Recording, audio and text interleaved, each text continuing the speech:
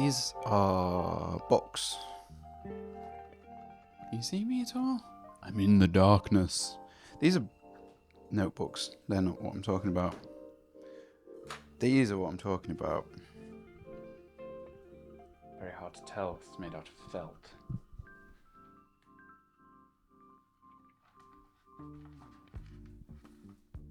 This is one of the books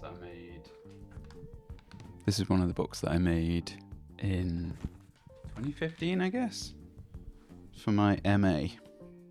And this was about the detritus left behind when a gallery show comes down. So there's photos from the gallery with all the accoutrement. The artwork's gone and all the accoutrements left. And some of that was things like the felt that was used to black out the little vestibules for doing viewings in. They had little films playing, and so that felt is part of was part of the show, and it got left behind, and I scooped it up. So this is kind of following on from yesterday. There's going to be a little theme looking at books like this. Some I'll look at another time. These aren't ones that I've made. Usually I have customized them in some way or something. These are just little notebooks. These are Moleskine ones. Used to be my favourites. But what I want to talk about is these ones that I made. I used to be really into bookbinding. If I had the time, I would still be into bookbinding because I think it's a beautiful thing. Especially when I was more of a photographer, and I pivoted a while ago into film, moving images. But when I was purely doing photography, the medium of book was my favourite way to display stuff. I used to just make these little pamphlet photo album things. This was a trip to the Jewish Museum in Berlin with a debossed foiled cover, and it's cheap paper, and it's done using things that are readily available. This is not a difficult binding method. The foiling that was back when I was in uni and had access to these tools. The paper is like fine. It's not anything great. It is photo paper, but it's like super cheap photo paper. And I think there was one book that I did where I'd used like a Hahnemuhle photo rag, and it was single-sided. You could only do single-sided prints on it, really. And so one side, beautiful, crisp photos, and then on the other side just looked like trash because I was printing on the back of the paper. This is a fun one. This is a program for a show that I was part of, and I worked on. I think I must have designed this. Yeah, I designed this. That is definitely the kind of font I would use. And this is done on a risograph, but I really love the cover, because the cover is also on the back, but on the back it's the back of the front, because I got it laser cut onto wood, and so it has a back, and so we photocopied the back using we used the risograph printer, which is like it's like a mix between a photocopier and a printing press, and I just love that detail of like the scorch marks. There's something so I don't know, something I really, really love about artifacts being scanned. Don't know why, just do. And so I don't remember if this was my idea. I know I did a lot of the design stuff in there. This feels like a me idea, but it might not have been. This is what remains. So back a long time ago, I used to do blurb books all the time for just like random stuff. I don't know where my other one is. When I deleted my Instagram account, I got the whole feed put into a single blurb book. But this basically was my Oh, cyanotype hidden in there. This was my portfolio that got me into my MA. This isn't the actual one, this is the backup one, because the actual one, and I don't know if I have any images of this, if I find it I will. The actual one was printed on beautiful photo paper. It was square pages, and it was made out of concrete. The back of it was concrete, so it was this like, you know, this shuttered concrete texture. But the book, I loved it. It was so dumb, but it probably weighed about 5 kilos, and it was shuttered concrete on the back, and the front was plywood with I don't remember how I hinged it actually. I think it was actual like little hinges. Really loved that book, and it really impressed the course like leader for photography, as well as the work. I'm sure the work was interesting to her. The culmination of me making books is this one. It's got a little bit beat up now. This one has a double thick front, because I don't know if you can see, but the design on the front is really hard to show. The design on the front is like it's cut out of one of the pieces of card, so you can kind of feel it more than you can see it. It's just a circle on there because it's the lens, and then it had magnets in the back, and it lived on the front of one of my exhibition pieces, which was a large format camera that I built. I built like 3 of them. So instead of taking photographs, I put the cameras in the places where I would have taken the photograph from. So I worked out like the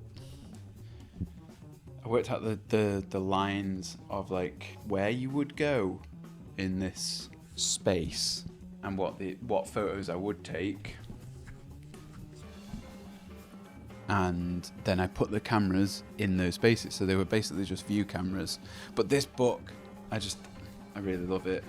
The design of it, I really want to go and make some books now.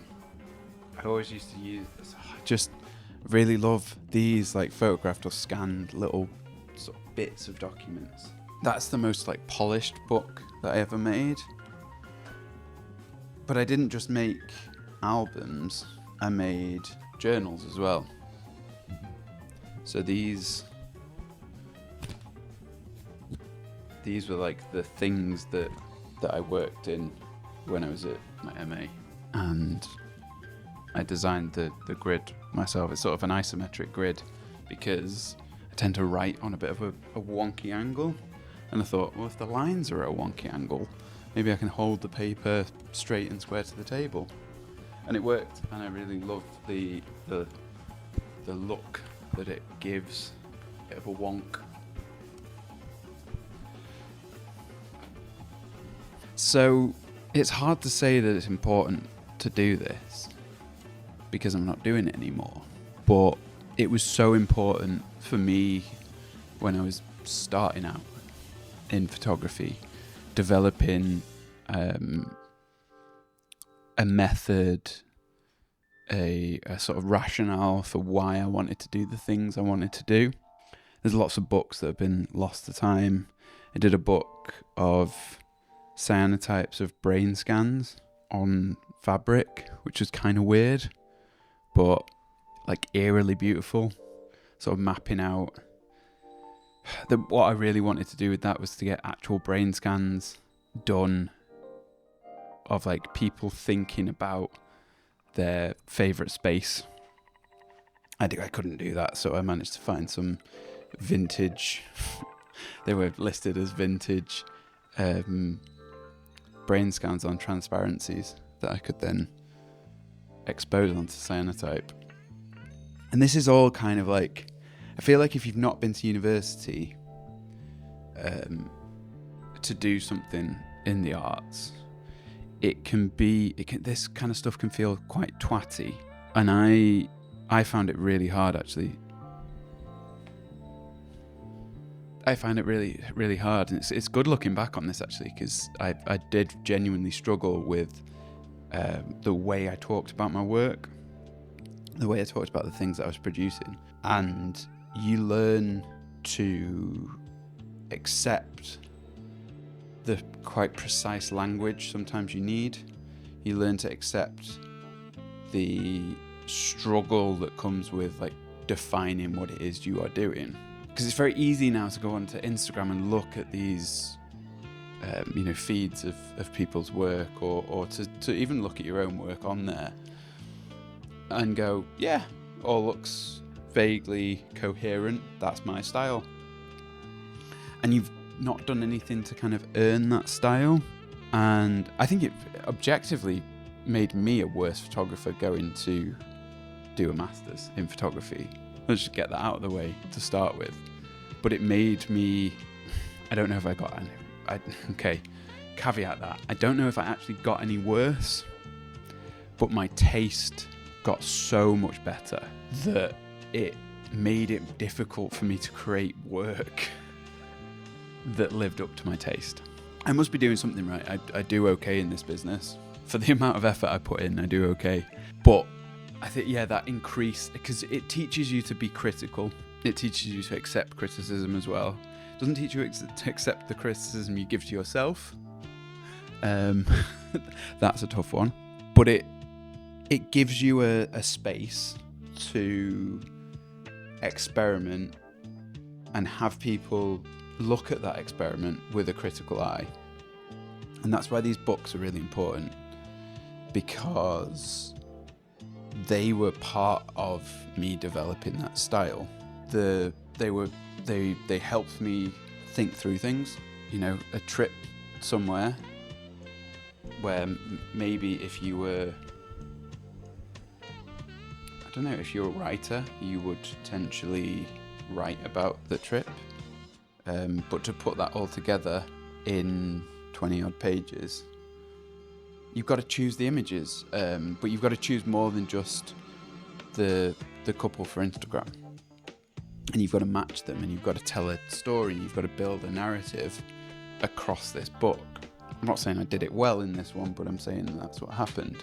And then why is it important then to make your own books? It's not really, I guess. You could buy something that you write in. One of my favourite notebooks is the cheapest, shittest notebook ever. But it's mine and my friend's trip driving around Europe. And it's just got the map stuck in it. It's got some photographs printed out and stuck in. Not even stuck in, just slipped in. And then it's just my writing a journal of the time that I was away. And it's so important to reflect on things like that, I think, anyway. But yeah, you could just stick photos into a crappy album, as long as you take some care and ownership, I think. It's interesting, this, giving advice, or trying to give advice, because in many ways I am just starting out on this.